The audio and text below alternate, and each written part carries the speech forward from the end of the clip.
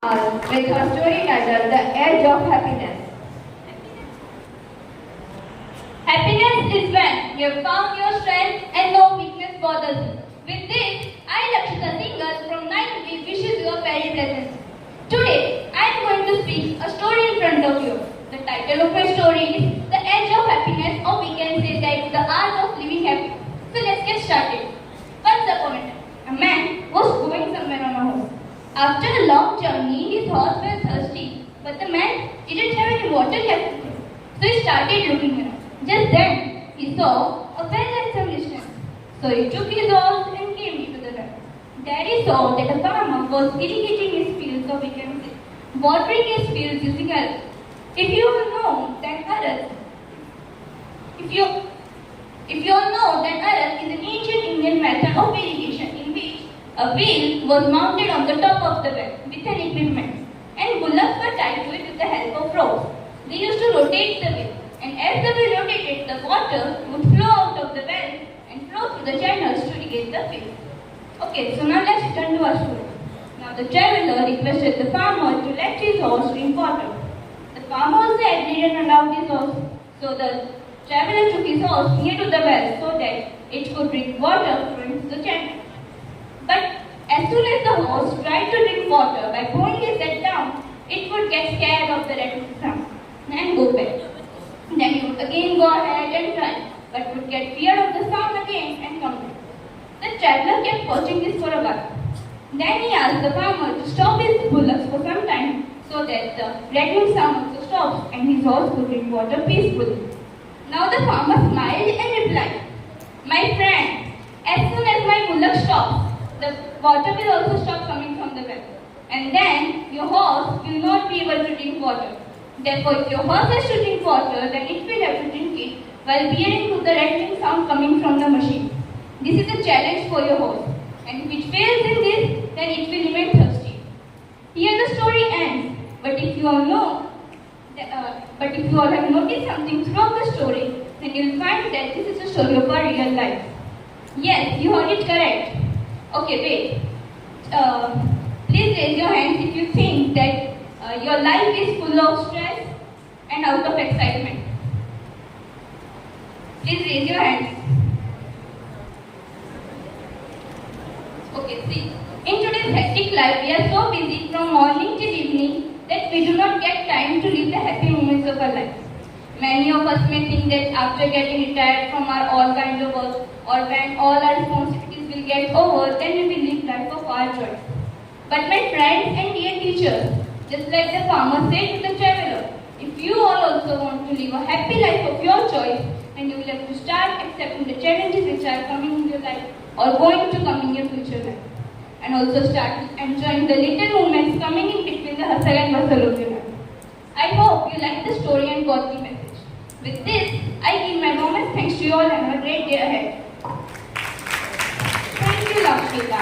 Coming next is Gitanshi Jetani with her story titled The Three Fish.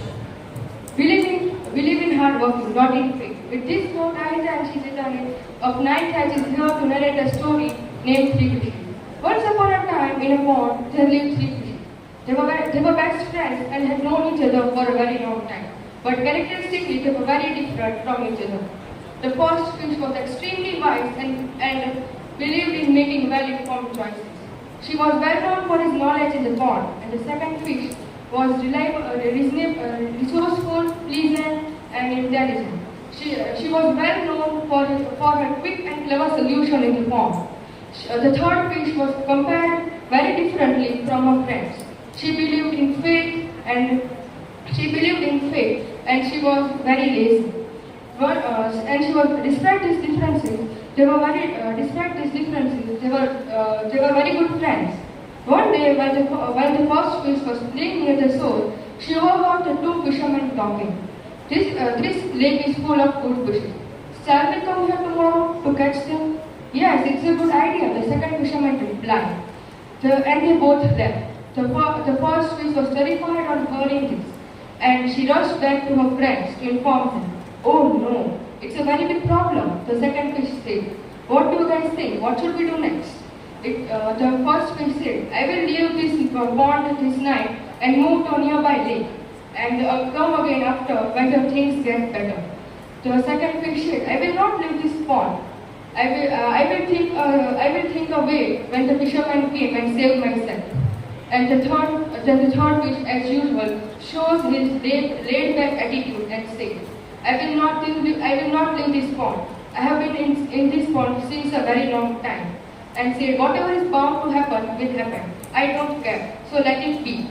The both fish tried very hard to understand her, but she does not listen to them. And all their efforts were in vain. At last they gave up. Later that night, the first fish moved to another lake, and that the following day the fisherman came and cast the net, and he trapped both the second and the third fish. After being in the net for some time, the second fish had an idea. She stood still and does not move at all. When the fishermen noticed her, they thought that the fish has been dead, and they threw her in the pond again, and her life was saved. Whereas the third fish had no idea, and she stood tossing and turning around the net. The fisherman got so irritated of tossing and turning in the net that they killed her. When the first fish came back again in the pond after a few days, the second fish narrated the whole entire scenario happened. Alas, had he listened to us? If he could have listened to us, she will be with us here today, and we mourned in the absence of their dear friend. This short story teaches us the importance of having the presence of mind and being alert at all times. As soon as we get into a difficult situation, we should act ourselves to save us, rather than wait for someone else to come. Moreover, it's crucial to work towards a goal, not to believe in fate. Thank you. Thank you, Hitanjali. Next comes Sunny Goel with her title